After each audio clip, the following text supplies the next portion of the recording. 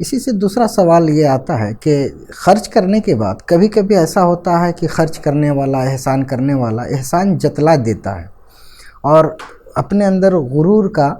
احساس کرتا ہے، وہ فخر کا احساس پیدا ہوتا ہے۔ تو اس سلسلے میں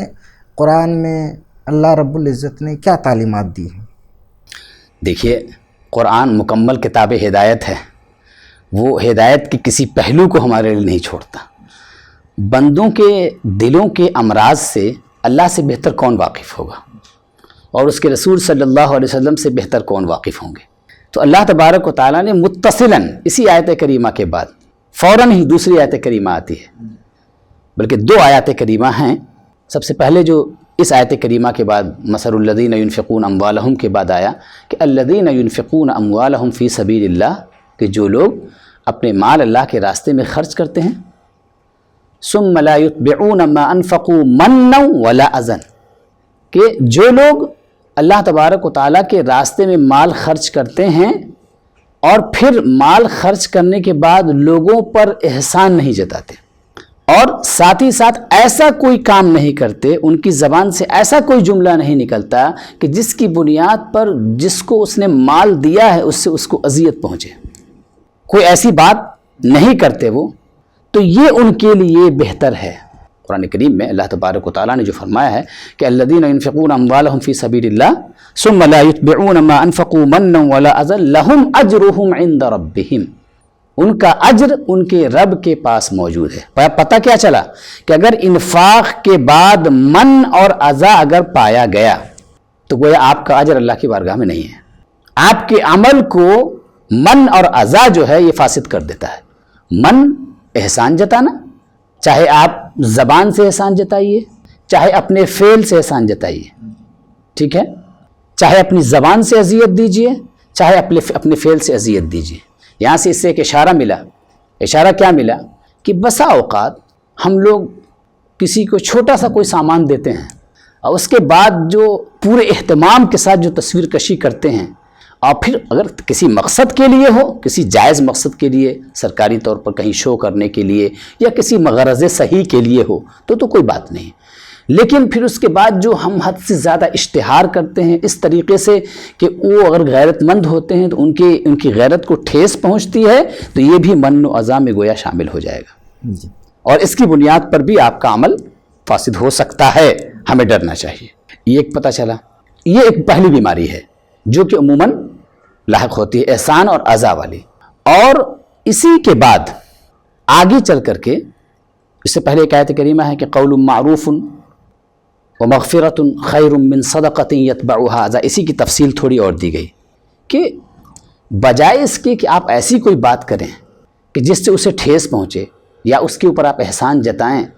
کوئی اچھی بات اپنی زبان سے نکالیے۔ اگر آپ مال خرچ نہیں کر سکتے تو کیا ہوا؟ انسان انفاق کی صفت سے اپنے آپ کو اس طرح بھی متصف کر سکتا ہے، اپنے آپ کو اللہ کے راستے میں خرچ کرنے والوں کے زمرے میں اس طرح بھی اپنے آپ کو شامل کر سکتا ہے کہ اگر مال نہیں ہے تو اچھی بات اپنی زبان سے نکالے، ایسی بات نکالے جو اللہ تبارک و تعالیٰ کے دین کے لیے مددگار ہو، ایسی بات اپنی زبان سے نکالے جو کہ لوگوں کو نفع پہنچائے۔ اس لیے کہ مال کا بھی مقصود کیا ہے؟ اللہ کے دین کی امداد اور لوگوں کو فائدہ پہنچانا، اور انسان اپنی زبان سے بھی اللہ کے دین کو مدد پہنچا سکتا ہے۔ ان تنصروا اللہ ینصرکم، اگر تم اللہ کی مدد کرو گے تو اللہ تمہاری مدد فرمائے گا، ویثبت اقدامکم، اور تمہارے قدموں کو ثبات عطا فرمائے گا، تمہارے قدموں کو دین پر جما دے گا۔ تو قول معروف و مغفرت، اور اس کے بعد فوراً کہا گیا کہ اور مغفرت، یعنی اچھی بات اپنی زبان سے نکالنا اور مغفرت کا طالب رہنا، یہ اس خیر من صدقہ، اس صدقہ سے بہتر ہے یتبعها، جس کے بعد ایسی کوئی بات ہو جس سے آپ تکلیف پہنچائیں، ٹھیک ہے، یہ یہاں پر بات کہی گئی۔ اور اس کے بعد آگے چل کر کے دوسرا آیت بیان کیا گیا کہ انسان اگر اللہ کے راستے میں مال خرچ کرتا ہے تو نیت خالص ہونی چاہیے، اس میں غیر نہیں شامل ہونا چاہیے، کیونکہ رب تعالیٰ کی ذات بڑی غیور ہے، وہ شرکت کو پسند نہیں کرتی ہے۔ اللہ تبارک و تعالیٰ کو غیرت آتی ہے، سب سے زیادہ شدید